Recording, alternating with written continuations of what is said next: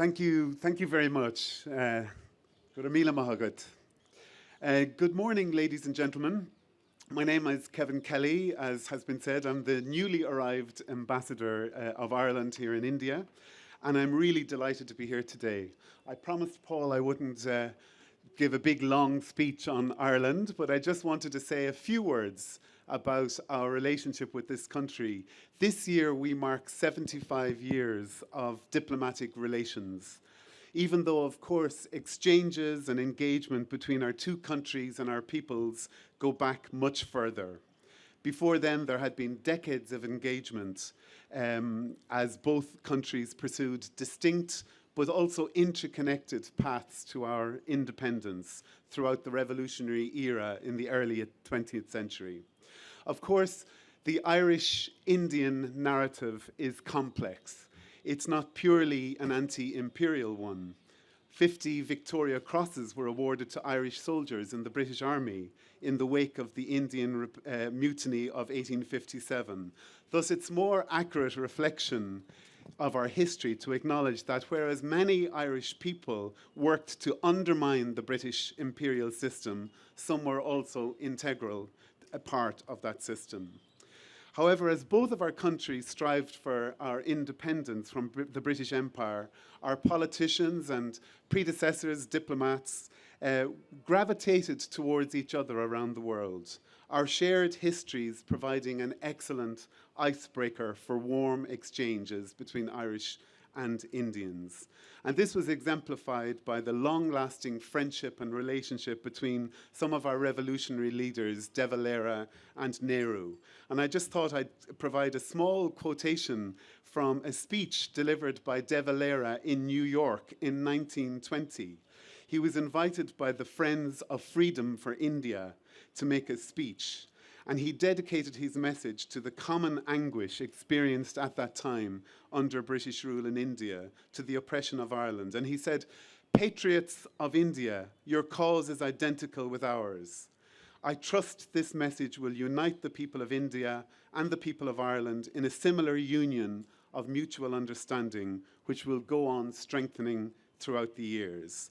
So here we are in 2024, and it's my honor that it is my job now to continue to strengthen that relationship. And there is huge growing bonds between our two countries in terms of economic ties, education links, and huge people-to-people connections, with over 10,000 young Indians going to study in Ireland every year. And now the Indian community makes up over 1% of our population in Ireland. This Indian community makes hugely positive contribution to Irish society. They work in critical roles in our economy, and they breathe lifeblood into our bilateral relationship. And they represent the vitality of this amazing country back home in Ireland. Of course, and this is why we're here today, Ireland and India are also both homes to strong and vibrant culture and art sectors. Whether it was Yeats or Tagore, our writers, our artists, musicians, and filmmakers enjoy great collaboration and a global audience. Ireland's cultural offering is integral to who we are and how we connect with the world. And so I am so delighted to be here today to celebrate the work of one of our finest new writers, Paul Lynch, who, as you know and has just been said, has just won one of the world's most prestigious literary prizes. I'm not going to talk about him or his wonderful book, Prophet's Song, because I know you want to hear from him. But I just wanted to say, Paul, how proud we are of your achievements. And I want to thank you for making the journey to Jaipur. This is the first stop that Paul has made on what will be a world tour. So it's fantastic that we have him here in Jaipur.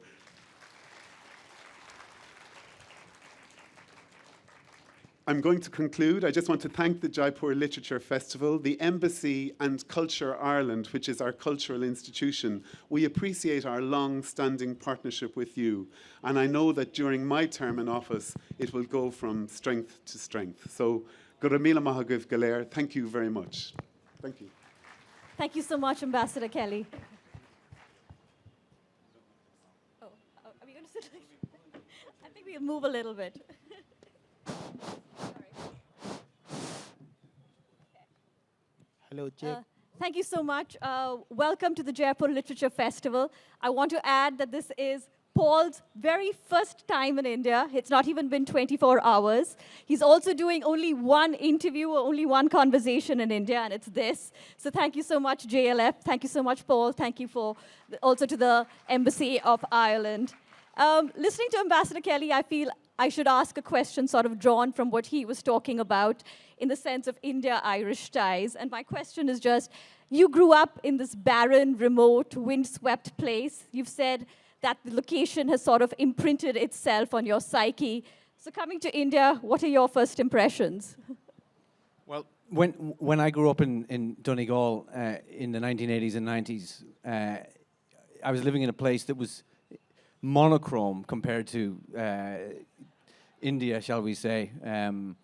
It was sort of a place defined by high wind, the sound of the sea, a grey overcast sky. It is literally the complete opposite of India. I want to talk, we'll go, of course, straight to the book, but before that, again, like you've said this, you've had hundreds of interviews so far, and of course, your life has been very different since the book was announced, and the book was announced just a few months ago.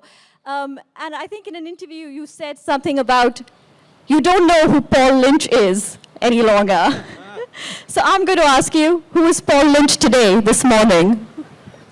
Oh, you're just getting the persona here today. The real Paul Lynch is back in Dublin. He's still in his bed thinking about what he should be writing. When you sit down to write a book, it's an act of faith. Nobody's asking you to write the book. You're listening to a calling from back there, from the subconscious, and there's an intimation of something that needs to come out. So you don't quite know what you're doing. But you put your trust in the enterprise. You say, okay, I know that I can string these few sentences together, so I'll trust that I can do this.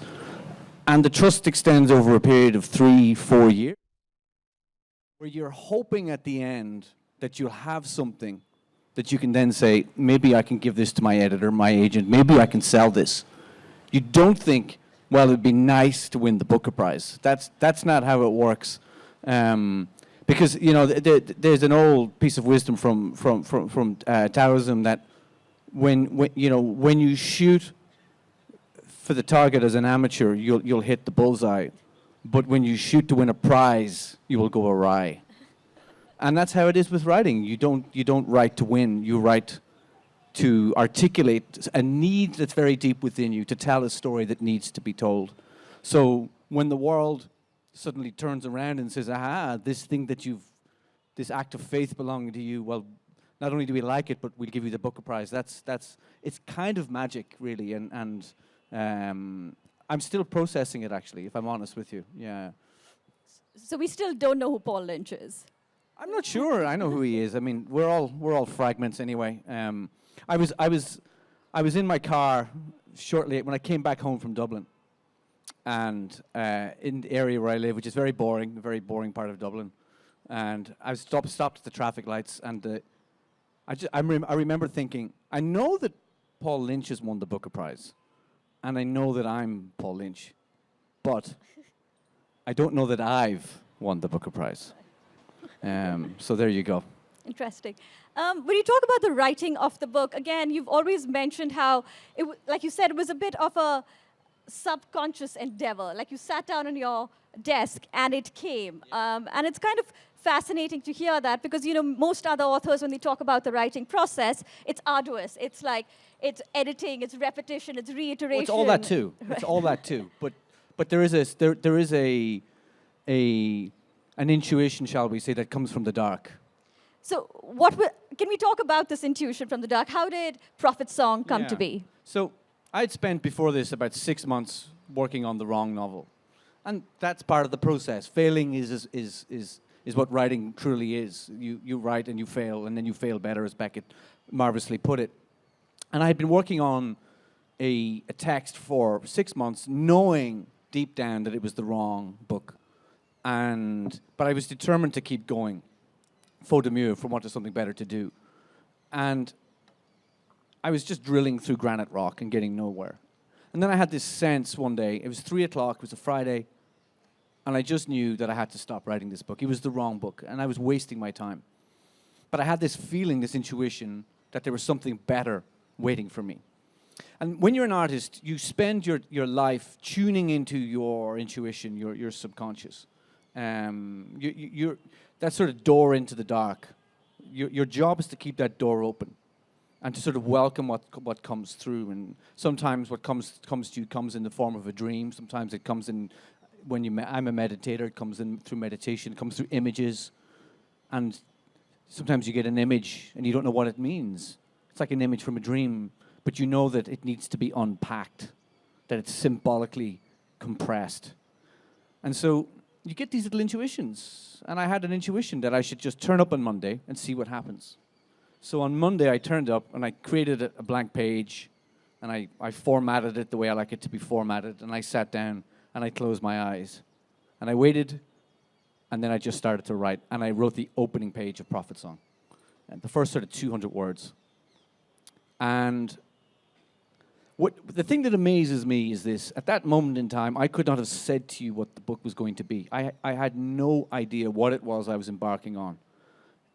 I suppose in many ways, if I had truly known, I would have stopped writing because it was so bloody difficult to write. I would have said, why am I going to do this to myself?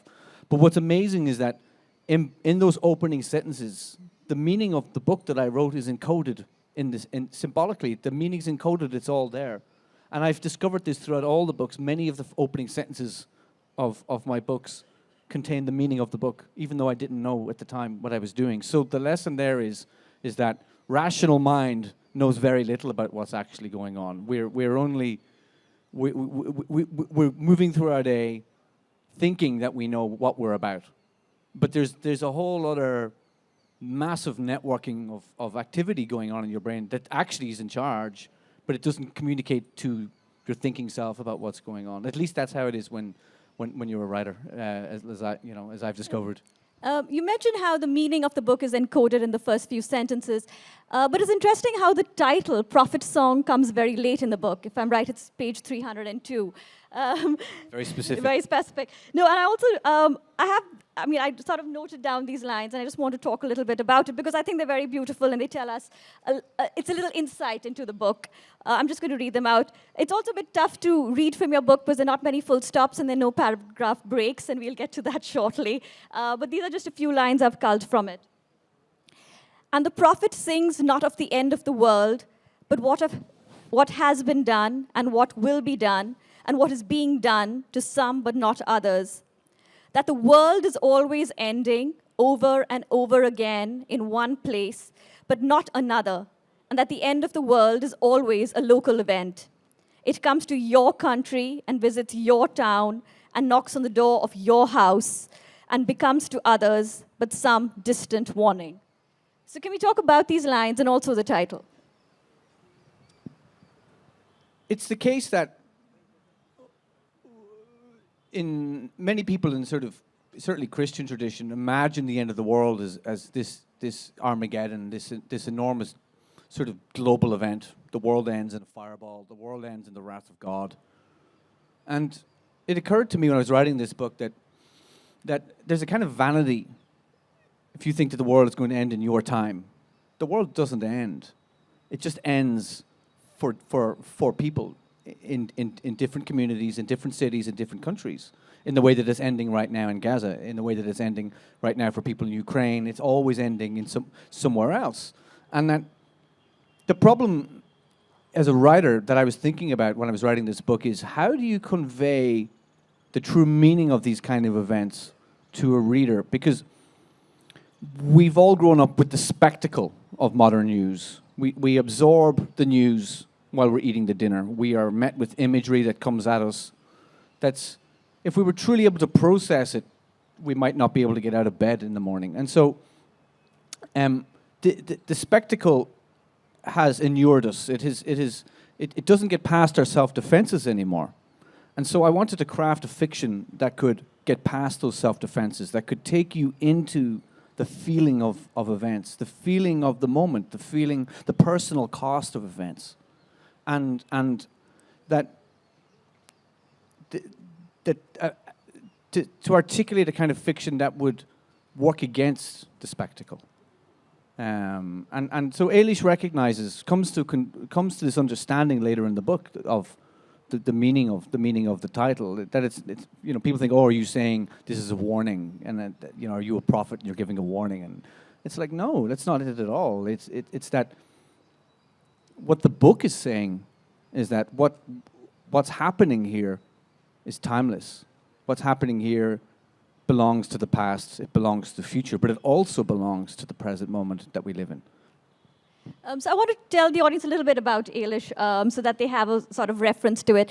She's the central character of the book. She's a mother of 4, and the novel starts with her husband going missing. Her husband is a student union leader, a teachers union leader, and he's taken for questioning and he never returns.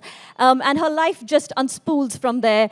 And I think what's terrifying and brilliant about the novel is it starts with an island which is recognizable, or any country, it could very well be India, but things start to go awry, and in sort of very small but also recognizable ways. And she keeps thinking that, this cannot happen, but then it does.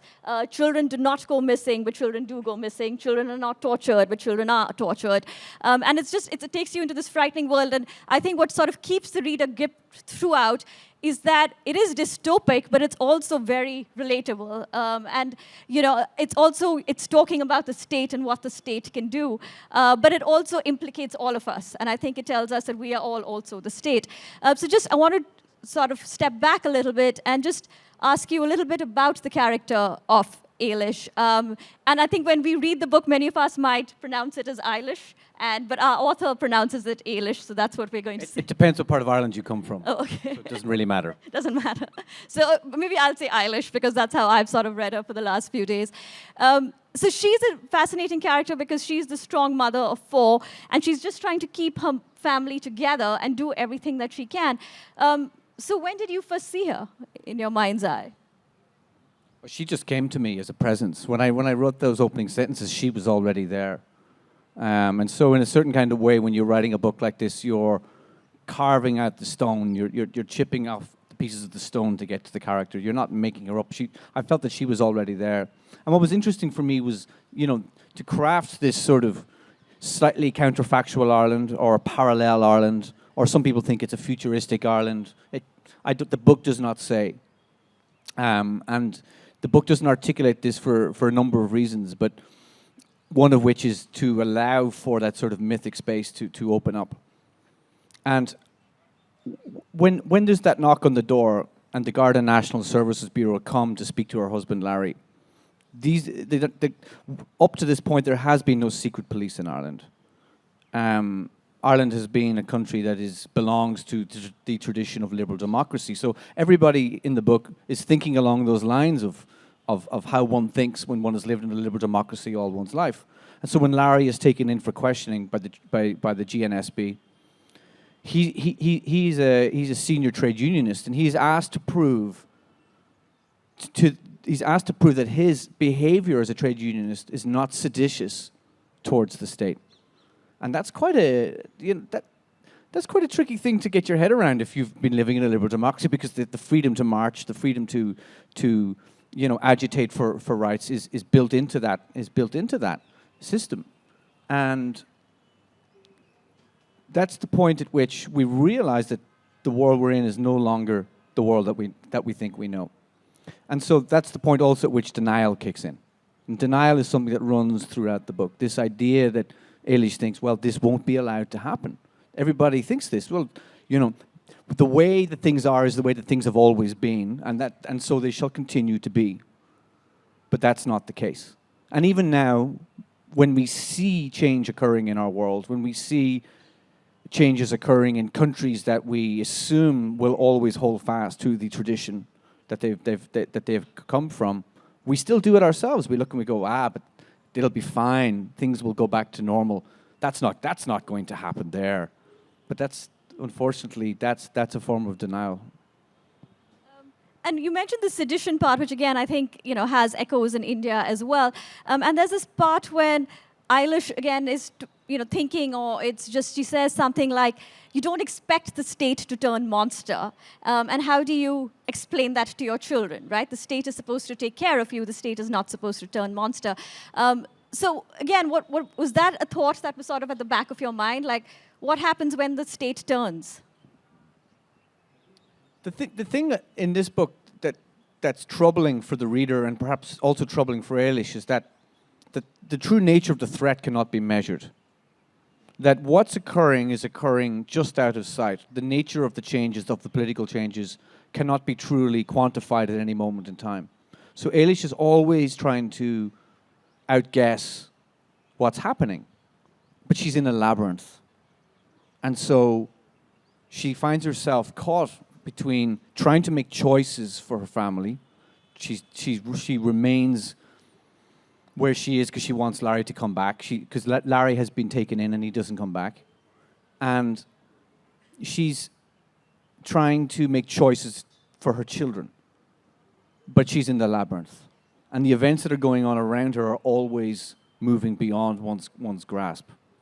And this perhaps takes us back to Greek tragedy. It takes us to the concepts of human blindness, of what it is we don't know, of how in our lives we're always acting with certainty, but in truth, we cannot anticipate events. And so we're always reaping the unforeseen.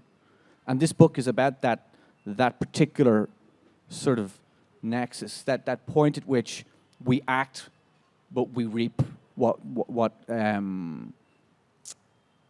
the unexpected consequences. And all the time throughout this book, there's this thing being measured, which is how do we define ourselves within a system or a series of things that are just moving far beyond our power, far beyond the feeling of events that are just so far beyond our comprehension. Because what's happening in this book is an unraveling. The known world is actually just unraveling. And Alish is trying to stick firmly to the known world, to keep what is known in place. And so part of her denial is that she doesn't leave the country. And so her father, who has dementia, but he has these moments of really precise clarity, he says to her, can't you see what's happening? You need to get out. You need to go to Canada. Go with the kids now while you have time. And her sister's in Canada, and her sister on the phone says, history is a silent record of those who didn't know when to leave. You need to leave now. This is the time to go. And Alish can't see it. And she says, but that's all well for you to say, but we're caught up in our lives here. We're trapped in our lives. And Anya's playing hockey, and Mark's at school doing his leave insert. And what if Dad falls and breaks a hip? What then? And I suppose this is... What if her husband comes back? And she wants for Larry to come back. And I suppose this is also something that the book explores, which is the true nature of identity, of who we are, that we are defined by all the points of connection in the world. Our identities are who we are as a parent, as a spouse, as a son or daughter, your career, your sense of place, your sense of memory from where you come from. All of these things combine to make the self. And that the book is asking the question, what is needed, what's required to make somebody become a refugee? What's required to make somebody leave their home willingly, for example, to take one of those boats in the Mediterranean? And the question that it seems to me that I wanted to answer for myself was that, what's required is that all of these identities have to be unplugged, one after the other. And when all those identities are removed, then that person is placeless within themselves, they're placeless within their natural home, and then they truly become placeless in the world. That's when they're shunted out. It's interesting you mentioned that line, history is a silent record of people who did not know when to leave, because it occurs more than once in the novel. And I found that interesting because it felt like a sort of a leitmotif. Were there sort of historic examples that you were thinking of, or what was the... It's very simple. I mean, all of us do this when we watch documentaries or we watch films, say about the Holocaust. We all think, oh, but I would have known to get out. I would have been long gone. I would have been gone in 1933. I would have known. And then, the citizen in me thinks that. And the novelist goes, really? Would you? That's so naive. How could you be so naive? And, artists often are more, I think history shows that artists, intellectuals tend to be more tuned into sort of the long-range forecasting of events. But most of us are not. And that's one of the things that I wanted to explore, was because, in a certain kind of way, I'm an extension of Alish. Alish is an extension of me, perhaps. And maybe I wouldn't have left at all. I would have stayed. And I think that comes out very beautifully in the book, right? Like, when do you decide to get on the boat, and what pushes you to get onto the boat? But I just want to sort of step back from that and ask you, of course, this novel, especially when it won the Booker, it was very quickly labeled a political novel, and it was sort of, hailed for capturing the time, etc. And you've pushed against that. You've been sort of clear about it. But why do you want it to not be seen as a political novel? So the problem of the political in fiction is this. When a writer sits down to write a political novel, very often that writer already knows the answers to the problem that they're setting out. They're setting out to prove something to be true, and that tends to undermine fiction fundamentally. It undermines serious fiction. And Stendhal has this line. I just love it very much. He says that the political is a noose around the neck of literature and drowns it in less than 15 minutes. And I always find that serious fiction requires something more than this kind of certainty, because the framing of the questions proves more important than the answers in fiction. And Prophet Song I consider as just a series of questions that I'm asking myself and I'm asking the reader. And, the political is a lens that's very useful in fiction, but it's just one lens. And when you look through that lens, you're just seeing the world through that lens. But I think serious fiction has to embrace complexity, because life's fundamentally strange. It's profoundly complex, and it's profoundly mysterious. And so I think a writer is obliged to move past a single lens, to use as many lenses as possible. And all the great writers operate from this multiplicity. And when you view the world through the political, you're dealing with grievance. You're angered about a particular thing, and you have the solution, and that's grievance. But great art is about grief. Grief is about what we cannot know, what we cannot understand, what lies beyond our understanding, beyond our ken, beyond the things that we're truly able to take hold of in our life. It's about loss. It's about all that is lost in life, because all of life is lost. So grief is the thing that I'm truly interested in, and all those layers around that.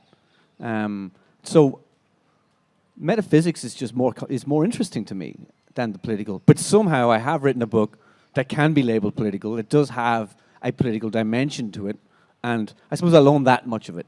But to call me a political writer just really, really annoys me.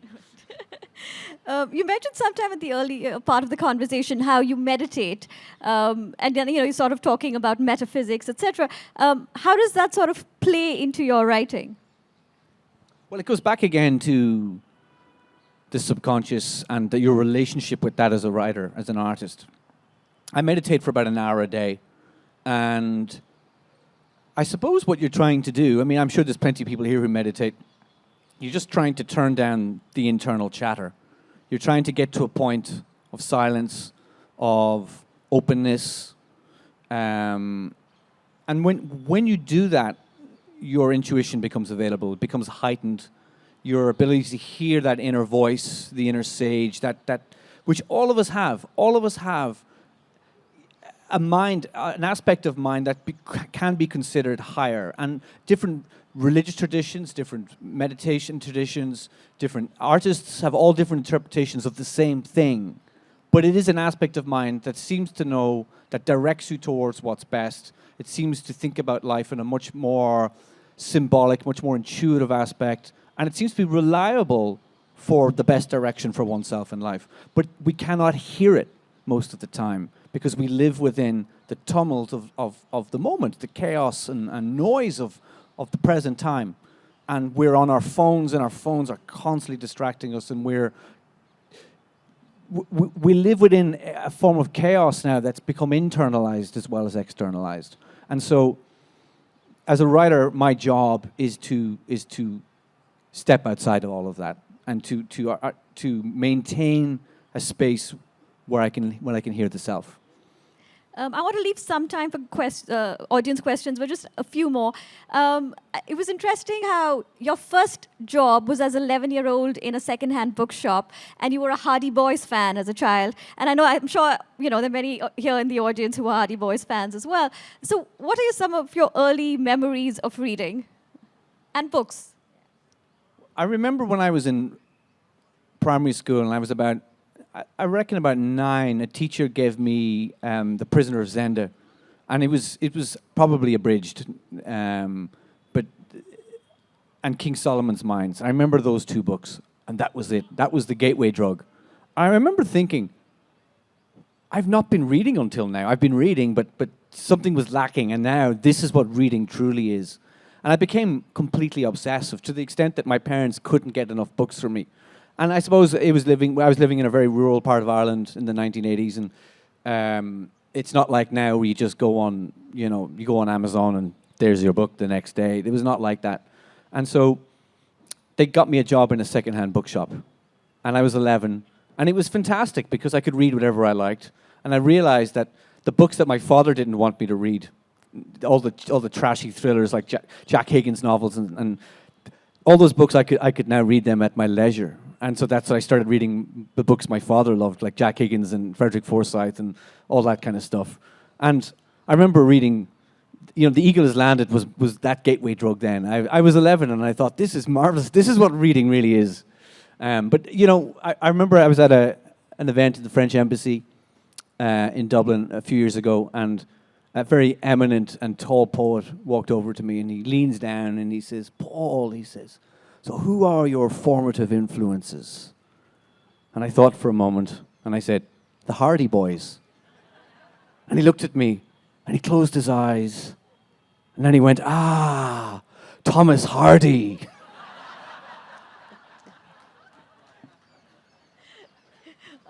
I think we can leave 10 minutes for questions. I have more, but let's see if the audience has. Okay, there are many questions. I think the green shirt here. Sorry.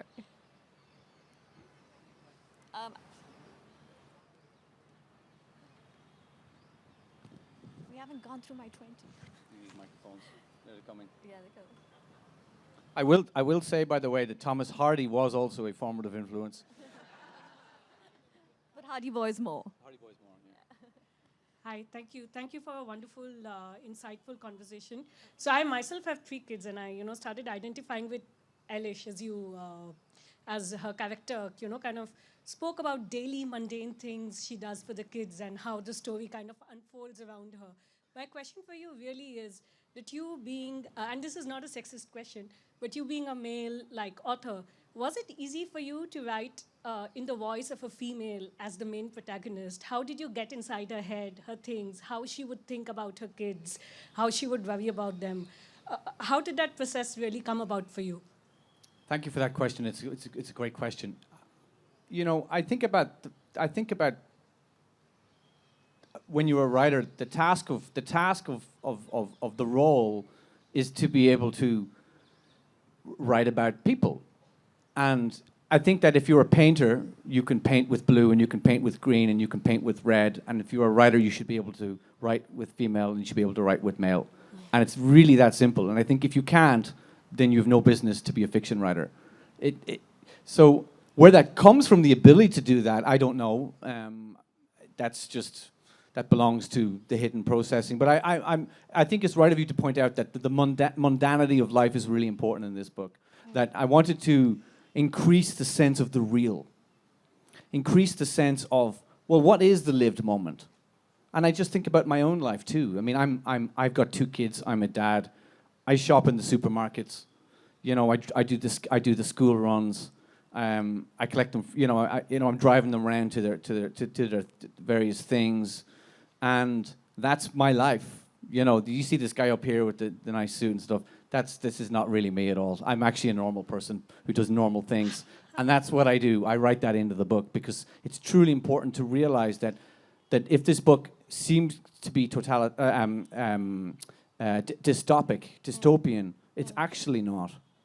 And the reason that it's not is because it's the now in this book. And as the events unfold, what seems to be speculative cannot be speculative if it's unfolding, if such events are unfolding somewhere in the world right now. Fantastic. Thank you so much. I have one more question. Sorry, I'll come back no, later. sorry. There are lots of Yeah. people, Sure, sorry. Sure, of course. Thank you. Ms. Lynch, you spoke about scrapping a different novel before you started this, and that means you had to make a decision about something, a story that doesn't fully exist yet. So I'm wondering, in your mind, how do you make a decision between what is a right story or what is a good story and perhaps what is not, especially at the early stages, and what sort of framework or base idea that you use about what to go forth with and what not? Ingmar Bergman, the great film director, once said that intuition is the spear you throw into the dark, and then intellect is the army you send in after it to produce the work. And sometimes you just have a sense that spear that you're throwing, that you have a sense of an ending, that you have a sense about where that spear actually lands. And I knew when I was writing Prophet's Song, I knew where the spear was going to land, even though I didn't know how I was going to get there. And so I trusted that intuition. I trusted that sense that the thing that I was writing towards would be enough to sustain a novel. And one of the things that you do when you're a writer, at least that I do, is that you're trying to produce a fiction that can contain all of your obsessions.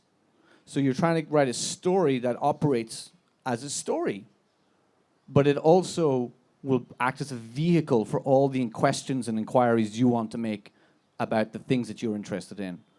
And sometimes you know that the thing you're working on isn't going to be able to do that, that you have all these themes, you have all these ideas, you have all these questions, but the story's not containing it. The story's not able to sort of carry it on its back. But sometimes you do know that it can. And that's when you feel that there's an alignment happening. And with this book, early on, I had a sense of what the last line was going to be. It came to me.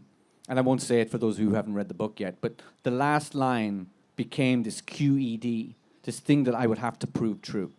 So the book became like a long equation. And so everything in the book is interlinked, this long series of inevitability. This, because of this, because of this, because of this. And so there's a logic built into the book. There's a logic built into the narrative that this is how events unfold. This is true. And so anytime when I was writing the book, I would come up with these ideas that were novelistic ideas, the kind of ideas that you have as a writer, you're kind of like, oh, I'll make her do this. Why don't I have her do that? And the book just would shake its head and go, no, not going to happen. And so this sense of truth carries throughout the book. And I was I was talking about what my day-to-day reality. I was at a farmer's market a couple of weeks ago, just with my kids, buying some organic veg.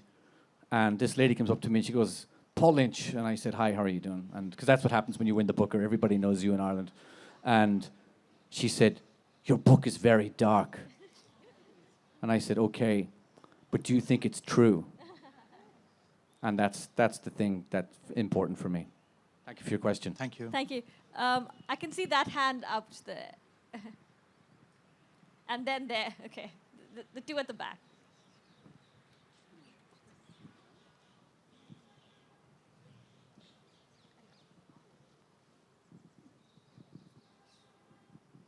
Hello. Paul, listening to you has left me with the same spaciousness as listening to perhaps Eckhart Tolle or Fritjof Capra. Thank you. I wanted to ask, when you're writing and you're accessing this space which is beyond intellect and thought, it often rises, and it sort of makes you shift and go off kilter. And could you perhaps speak a bit about that process during writing of just setting the ego aside, the intellect aside, and letting something else flow there? Thank you. Meditation for me, anyhow, personally speaking, is a sort of an act of clearance. and an act of control of that clearance. I sit down with an intention. I'm going to clear my mind. I'm going to turn the volume down on all the voices in my life, all the people who want me to do things, all the things that the voice in my head that's going through a checklist of all the things I'm going to have to do in that day, all my own particular wants and desires that belong to the ego, all of these things. There's just this constant tumult of activity in the mind. Meditation is an act of saying to myself, I want this to be turned down to zero. What will be there when it's quiet? And when you do that consistently, and you do that every day, and you combine that with an artistic practice, you discover that you are much more capacious than you thought you were, that there's much more going on in your mind that's deeply surprising. And so I remember when I first encountered what we call voice in fiction, that sense of how your personality imprints itself into the language on the page. When I first became aware of my own artistic voice, I remember being kind of astonished by that. Who is this other self that exists there, that's coming through now? Because he seems to be older than I am. He seems to be perhaps wiser than I am. He seems to know an awful lot more about the world at a level of meaning that I ordinarily think about. And this is what happens when you're a writer, is that you make some silence and another aspect emerges. And it's quietly beautiful. And when you do it every day, you become attuned to it to such an extent that you need it. And so I think when writers become cranky, when writers become difficult to live with, what's actually happening is they're going through a period where they're not in tune with it. Because you do lose it. You know, life will get in the way. Events will impact you. Because it requires a lot of executive function in your mind to actually maintain it. To meditate requires a discipline. And life can actually knock you off your feet. Life can make you tired. And so you lose that willpower. And when you lose it, you also lose that part of mind. And so I also get cranky and grumpy and a bit lost occasionally. And that's how it is to be human. Thank you. Glad we had your non-grumpy self today. The person with the glasses. I think last question. This will be the last question. Hi, huge fan. I just wanted to ask you that in your book, Alish in the beginning is saying that this cannot happen in a democracy like ours, and by the end of the book, she's standing with Molly and Ben about to... No spoilers, no spoilers. Sorry. I just wanted to ask you that this book is set in a totalitarian regime. What we as citizens can do to prevent that from happening? All I'll say is this, because your question is so vast that if we could truly answer that question, we would live in the utopia. And as Max Weber wisely said, there's no such thing as an ideal type, so there is no utopia. But what we can do is be more conscious about what's required for us to get to, say, the opening chapter of Prophet Song. So what we need to do a join the dots exercise and take a few steps back and think about that. And that's for everybody to think on their own terms. It's not for me to dictate anything, but it's just to engage with the problem and think consciously. Because the problem with the future is it requires imagination. It requires an act of seeing beyond where we are now, because we always assume things are going to continue.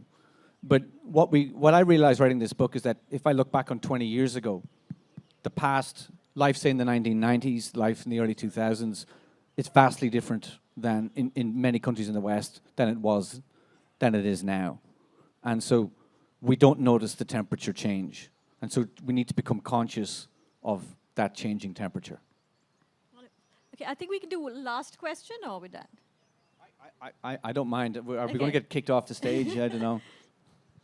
Okay, yeah. We're okay.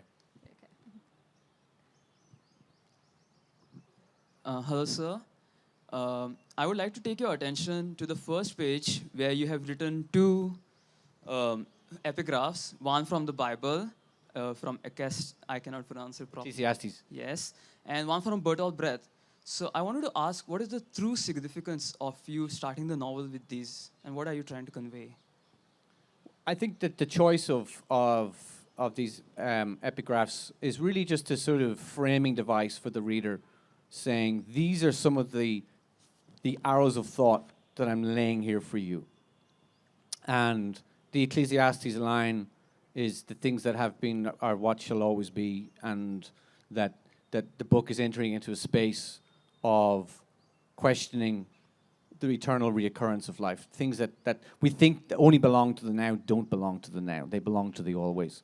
And I'll leave with this. There was one epigraph that I wanted to use that I couldn't use, and that came from Cormac McCarthy's novel The Crossing. And unfortunately, just before publication, when we were trying to get permission to use the quote, Cormac McCarthy was very ill, and he died soon after, and we couldn't get his permission in time. But the line was something like this: that the author, the task of the narrator appears to be an easy one. He appears to be required to choose his tale from among the many that are possible, but of course that is not the case. The task is rather to make many of the one, and that's what I wanted to do with this book. Thank you, sir. Thank you so much, Paul. I think that's a wonderful note to end on, to make many of the one. Thank you very much.